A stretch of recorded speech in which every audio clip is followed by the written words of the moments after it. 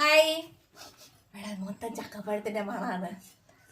ഇന്ന് ചക്കപ്പൊടിയും ഉടക്കച്ചക്കയൊക്കെ വേണ്ട. ചക്ക രണ്ടെണ്ണമാണ് കിട്ടിയുള്ളൂ. ഇത് രണ്ടെണ്ണം മൂത്തത് ഇടാൻ പോയപ്പം മഴയൊക്കെ പെയ്തുകൊണ്ടാകുന്നു പെട്ടെന്ന് ഒരെണ്ണം പഴുത്ത് കിട്ടി. ഒരെണ്ണേ കിട്ടിയുള്ളൂ കേട്ടോ. അതുകൊണ്ട് തലക്കാലം ചക്ക വരട്ടിയൊന്നും ഉണ്ടാക്കുന്നില്ല. ഇവിടെ തന്നെ ആവശ്യത്തിനാണുള്ളതുകൊണ്ട് ചക്ക വെട്ടി കഴിഞ്ഞാൽ പെട്ടെന്ന് വെട്ടി തിന്ന് തീർക്കും. ഒരു ചക്കയൊക്കെ തിന്ന് തീർക്കുമ്പോൾ നിങ്ങൾക്ക് സംശയം കാണും. പക്ഷെ ഞാൻ തന്നെ മതി ചക്കയൊക്കെ തിന്നാൻ.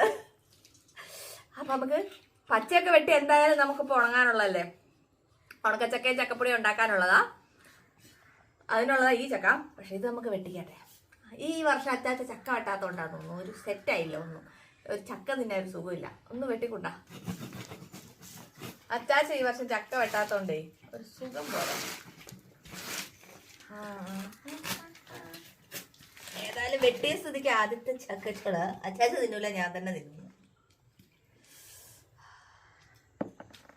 അമ്മച്ചി ഇറങ്ങി പറയും ഈ ചക്കയ്ക്ക് അത്ര ടേസ്റ്റ് പോരാന്നൊക്കെ. പക്ഷെ എന്നാലും എനിക്ക് ഭയങ്കര ഇഷ്ടമാണ്. അമ്മയ്ക്ക് നല്ല രസമുള്ള ചക്കയൊക്കെ അമ്മയുടെ കസ്റ്റഡിയിലുണ്ട്. ഏത് പ്ലാത്തേലാന്നൊക്കെ അമ്മയ്ക്ക് അറിയത്തുള്ളൂ.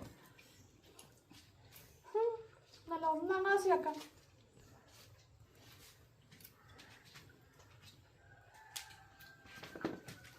ആർക്കും ചക്കപ്പഴം വേണോ?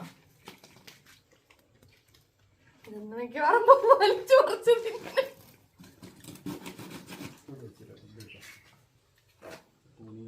അപ്പൊ ഈ രണ്ടെണ്ണം കുറച്ച് എന്തായാലും പുഴുങ്ങും, അത് വേറെ വിഷയം. അത് കഴിഞ്ഞിട്ടുള്ള ചക്ക ഉണക്കലും ഒക്കെ ഉള്ളു കേട്ടോ. ഇത് വെട്ടി തിന്നും. നമ്മുടെ പച്ചച്ചക്കയും സെറ്റായിട്ടുണ്ട്, പഴുത്തചക്ക സെറ്റായിട്ടുണ്ട്.